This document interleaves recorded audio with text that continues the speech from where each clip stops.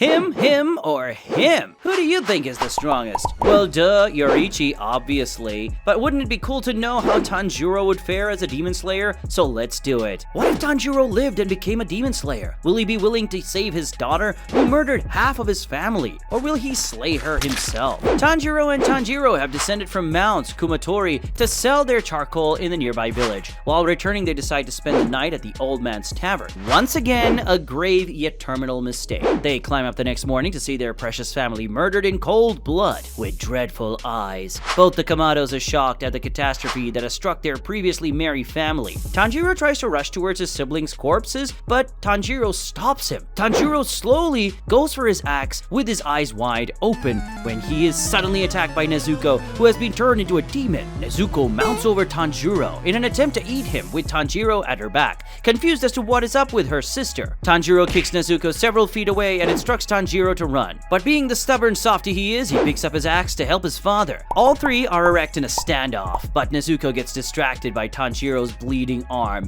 which allows Tanjiro to decapitate her using a semi-perfected sun-breathing form. Giyu arrives at the scene and explains that the demon needs to be killed with a Nichiren blade, and he plans to do so, which is met with opposition from Tanjiro. Giyu tries to use force, but is surprised at how strong Tanjiro is. They truffle for a while, but as the first rays of the sun hit the icy snow, Tanjiro exclaims that Nezuko is gone. Giyu tries to go after her, but Tanjiro stops him with a body lock. Frustrated, Giyu gives up and promises not to hunt for Nezuko. Tanjiro and Tanjiro mourn the death of their family, but Giyu advises them to join the Demon Slayer Corps owing to their perseverance. Tanjiro is devastated by his family's demise, but keeps a stoic look on his face in order to not discourage his only child left. Giyu goes his way and the Kamados start their journey towards Mount Sagiri. On the way, the duo encounters another demon in a shrine, which they capture with the help of their axes. Remembering Giyu's advice on how to deal with the demons, they let him simmer out like a chicken fry with the sun's rays. Urokodaki arrives and guides them towards his hut. The trio discusses the events and how they unfolded, making both Tanjiro and Tanjiro regret their decision to leave their family alone. Urokodaki convinces them to join the corps, and hence their training begins. Tanjiro, with an already developed breath, moves on in a matter of months, perfecting some of the sun-breathing techniques and splitting the boulder in half, while Tanjiro struggles with his physical strength. 2 long years later, Tanjiro finally cuts the boulder in half with the help of his ghost friends and passes the final selection. Tanjiro arrives at the hut after passing the exam to see his father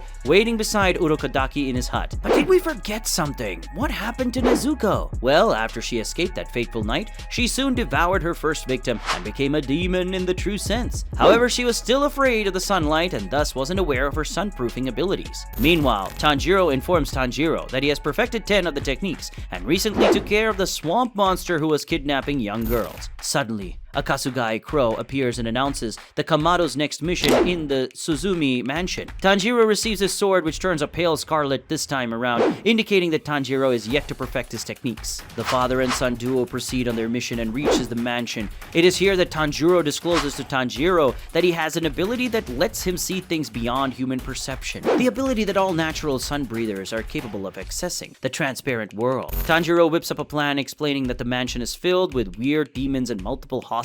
The Kamados enter the mansion and split up, with Tanjiro heading to face Kyogai and Tanjiro pacing towards the hostages. Tanjiro readily rescues the hostages and orders the Kusagai crows to guide them to safety. He reaches into the center of the room to find his father confused, as his ability to see the transparent world is not very useful due to the rooms turning every second. Tanjiro locates the demon using his smelling prowess, and the two decapitate the demon. Now all the things have been rushed a lot due to Tanjiro finishing his training early and killing the swamp demon, and thus pushing the timeline to a level. A Kusagai crow appears and instructs the Kamado to head to Asakusa to investigate a demon sighting. The slayers reach the bustling metro, but suddenly Tanjiro detects the foul smell of Muzan. He rushes towards him, leaving his father, who uses the transparent world to track where he's going. Tanjiro tries to stop Muzan, but he turns back to see Tanjiro, who mildly resembles Yoriichi. Muzan is scared as all 5 of his brains start roaring in fear, seeing Tanjiro approaching him with red eyes and the rising sun Hanafuda Yuri over Tanjiro's shoulder. Muzan immediately drops his child and runs towards the crowd, creating multiple demons that attack the bystanders. Both Kamados try to save the citizens first, which results in Muzan escaping. Suddenly, Tamayo and Yushiro come to their aid, and all of the Kamados follow them to their hideout. Muzan collapses in the nearby alley as his heart's trying to crawl out of his body in fear. He immediately summons 𝐿𝐵𝐷𝐸, instructing him to find and kill both Tanjuro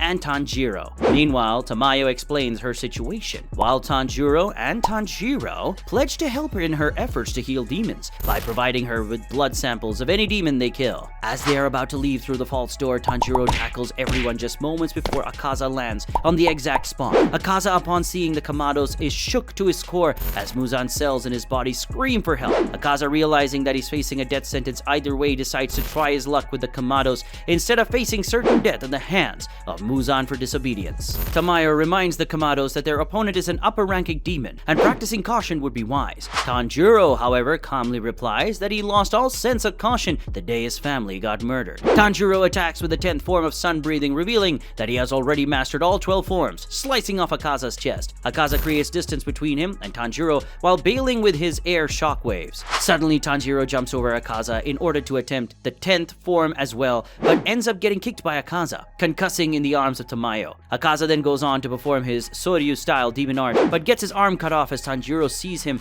move through the transparent world. Tamayo, upon seeing Tanjiro getting the upper hand in battle, advises Yushiro to create a barrier around the house with talismans, ensuring her house becomes 𝐿𝐵𝐷𝐸's grave. The fight goes on, and 𝐿𝐵𝐷𝐸 realizes that the sun will soon rise and there will be nothing stopping him from turning to dust, so he tries to escape. As he tries to go out of the false wall, his foot gets burned, revealing that the barrier is made of wisteria extract and is not possible to get out of without getting completely burnt off. With continuous and overpowering attacks from Tanjiro, the constant fear of Yoriichi and the sun, 𝐿𝐵𝐷𝐸's memories from his past come rushing in, and his now deceased lover calls for him from the other side to stop his murderous crusade and follow her to the afterlife. As Tanjiro steps closer to decapitating 𝐿𝐵𝐷𝐸, he mutters that he won't be meeting her anytime soon, as he isn't worthy of heaven. Thus, the grievous and unfortunate life of 𝐿𝐵𝐷𝐸 comes to an end. Back at Muzan's hideout, all the moons gather after the death of 𝐿𝐵𝐷𝐸, as this is the first time in 113 years that an upper rank was killed. Muzan, in his rage, dispatches the lower ranks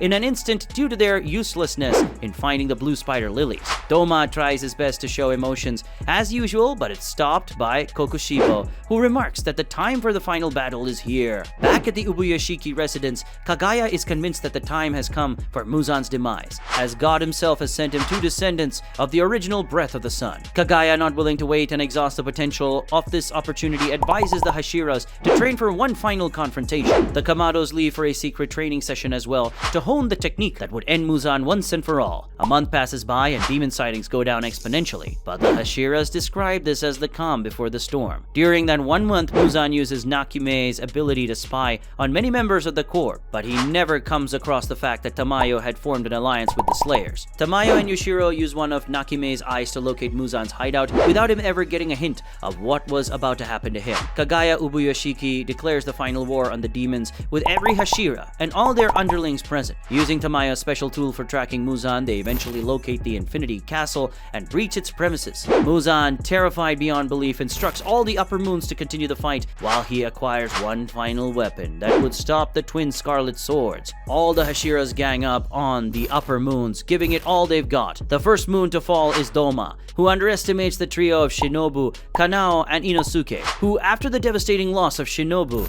cut him down. Gyoko and Hantengu are the ones to go down next after facing the overwhelming strengths of multiple Hashiras, ending up killing none of them in the process. Finally, some of the Hashiras corner Kokushibo, while others are instructed to go and hunt down the new upper moon, Nakime. Kokushibo decisively starts to cut down the Hashiras like flies, with Mitsuri being the first victim. Obanai, seeing this ordeal, tries to rush towards him with a strike, but Kokushiba counters, and Obanai's life is saved by a thread. With Tenjin's help, Tanjiro and Tanjiro argue that Muzan is getting away, so Gyome responds by saying that they'll hold off the Phenom while they both can go forward and hunt down Muzan. They escape the room after spotting an opening, and Tanjiro tracks down Muzan's location through his stench. They finally enter a huge hall where Muzan stands with a hooded figure. The person unveils his cloak to the Kamado's disbelief. Both Tanjiro and Tanjiro are shocked as the hooded figure is none other than Nezuko herself, who has been supplemented with more of Muzan's blood to make her stronger. She immediately attacks Tanjiro, kicking him into another room, while Muzan promises Tanjiro that he will end him this time around. Tanjiro utters that he doesn't know what he's talking about and starts battling him. Tanjiro, who's now mastered the 12 forms of sun breathing, struggles with fighting Nezuko as he still sees her with the eyes of a brother. He tries his best to tame his sister, but she keeps attacking mindlessly. Suddenly, Tanjiro breaks through from the other room and is clearly at a disadvantage against Muzan's tentacles. Both the father and son duo stand back to back and promise each other that they'll end the reign of terror right here. Tanjiro lets go of all of his hatred from Muzan, reaches a selfless state just like Yoruichi. He starts combining all 12 forms of the breath and starts closing in on Muzan, while Tanjiro rushes towards Nezuko and beheads her with one single slash. Tanjiro turns back towards his father, who is closing in on Muzan, but suddenly, a few tentacles spring out from the ground, piercing Tanjiro's leg. Tanjiro falls back, and Muzan goes forward to land the killing blow. However, just as he's about to do so, the Infinity Castle vanishes due to the fact that Zenitsu finds Nakime hiding and finishes her off. Muzan realizes that he's in grave danger as the sun is about to rise. He tries to make a run for it by digging, but the other Slayers arrive and stop him. They distract Muzan while Tanjiro instructs Tanjiro to combine all of the 12 forms and end the fight. He adds that hating Muzan is useless, as he's a victim himself, and fighting with a calm sense is the way to go here. Tanjiro, encouraged by his father's words, braces his breath and joins in with the other Slayers. With only minutes left till sunrise, Tanjiro finally enters the transparent world through the selfless state. He sees the composition of Muzan's body and realizes it's no use decapitating him. However, with the sun fast approaching, he decides to cut down the Muzan into pieces and let the sun do the rest. Tanjiro closes the distance but is only able to stab Muzan, breaking out of the selfless state. Muzan pierces through Tanjiro's arm, but Tanjiro grips Muzan with all of his might for a few more seconds, shouting out that this is the end of the road for you. Muzan's life flashes before his eyes as he sees the image of Yoruichi in Tanjiro's eyes, while he turns into dust. The end. Did you like our take on the topic? Comment below with your synopsis of how the fight should have gone. And while you're at it, do hit the like and subscribe buttons, otherwise you might miss out on our script inspired by your comment. See you soon!